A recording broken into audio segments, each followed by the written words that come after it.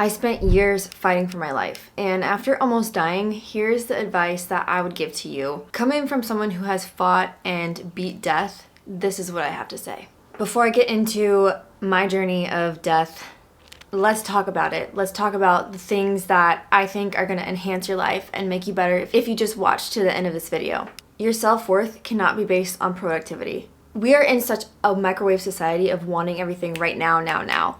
And we think that being more productive equals our self-worth is higher, or if we get more accolades at work, then us as humans are just better, and that's not true. When you're sick in bed, you have to learn how to be someone without having the ability to do anything. And that's why I say productivity does not equal self-worth, because you can't compare someone who's on their deathbed, someone fighting for their life every single day with a disease, to someone who's perfectly healthy working a 9 to 5.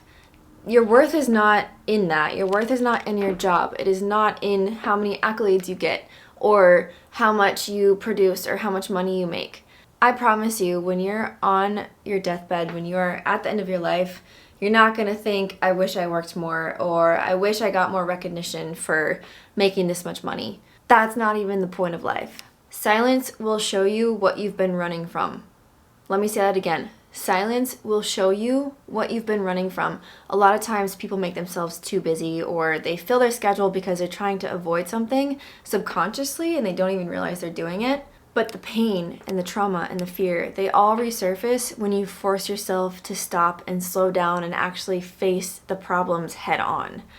The sooner that you can realize that you're busying yourself because you're afraid of feeling, the sooner you can actually get to the root of why you're feeling the way you feel and to attack those things head on. And stop running from your past. Stop running from your trauma, because I think in life it shows us repeated lessons until we actually get the point. That's why a lot of times, and the best example I can give is like in the dating scene, if you keep attracting someone that is the same type of person, like maybe they have mommy issues or daddy issues, or they've just got kind of like the similar characteristics of the past partners you've had, that is a reflection of you. You are attracting that, whether you want to admit that or not. There's something inside you that's like drawn to those type of people.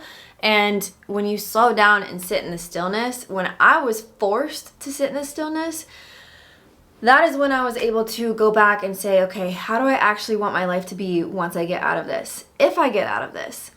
So I was pretty much bedridden there was like an entire summer. I don't even remember my life because I had Lyme disease so badly.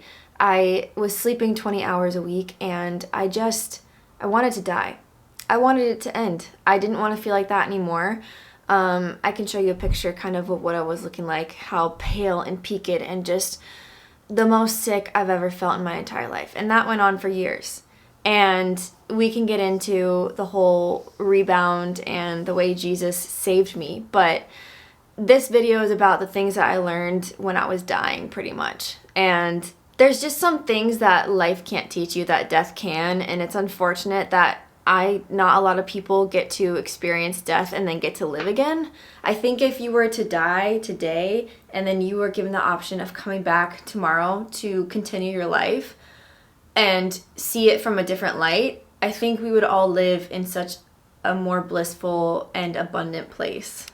Most of what you're chasing doesn't matter. Honestly, like think about, what are you chasing right now? Is it fame? Is it social media fame? Is it subscribers? Is it the dream body or the yacht or the accolades? Like really think about, what are you chasing right now and why does it matter to you?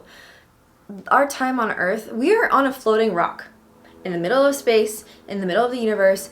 Just like if you were to scroll out on your life, you would see your neighborhood, and then you would see your state, and then the country, and then the whole world. And it's just, you think about all of your problems really aren't problems at the end of the day. Yeah, there are some people dealing with some very serious things. But my point to this is, the things that you're worried about they're not going to matter in 5 years, 10 years, 100 years. Nobody's going to remember you in 100 plus years. And honestly, that is a great feeling, because it makes you realize it's not that deep. Like, life is here and it's gone in a blink of an eye. And It's what did you do during your time that, did you enjoy your life? Did you live a fulfilling life? Did you help other people? Like, that's what matters at the end of the day, not all the things that you're chasing. So sit back, audit, what am I chasing? What am I desiring? Are these worldly desires? Think about it. This one, I think a lot of people don't really understand. Your body is not a machine, it is a relationship. Your body doesn't owe you anything.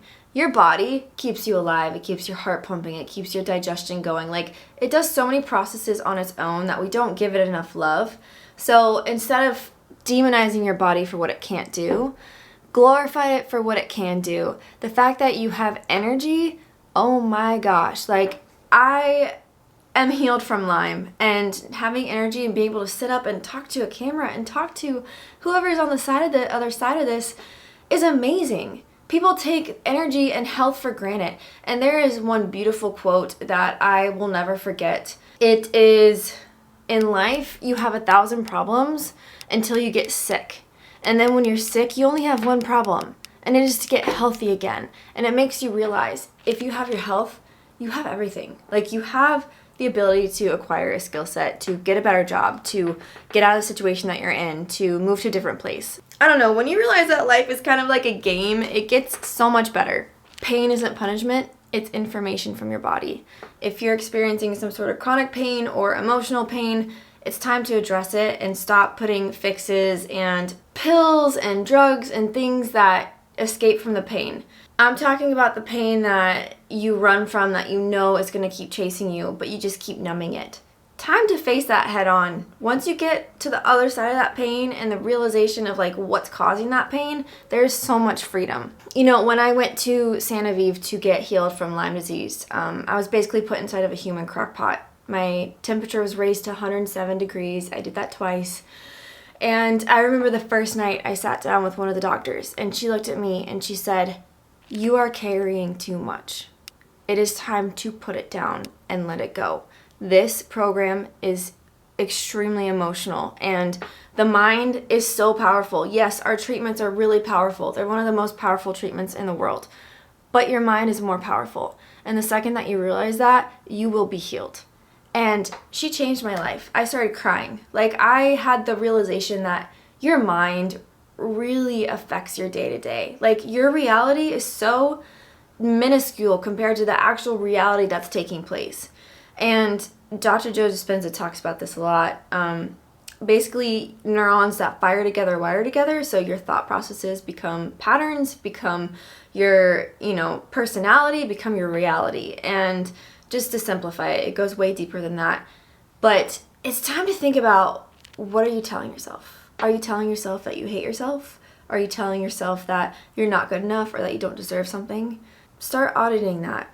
Healing is more emotional than it is physical. It starts with emotionally feeling. Emotion is just energy in motion. I feel this way, but how do I want to feel? And then think about what it would feel like to be better, to get past the trauma, to heal from that disease. And you'll start feeling it. And I know it sounds really simple, but it is. If you listen to nothing else, I want you to listen to this. You are allowed to change everything. You are allowed to sell your house, to get out of that horrible marriage, to get into a better marriage, to quit your horrible job, to move countries, to have a baby by yourself. You are allowed to change everything. You are not stuck, and if you think you're stuck, it is time to start looking at it from a different perspective. Get out of that abusive relationship. Cut your parents off if they're causing you havoc and they're just toxic people. Cut off the people in your life that no longer serve you. You're allowed to change everything. Go live out of a van for a year. Move to a different country.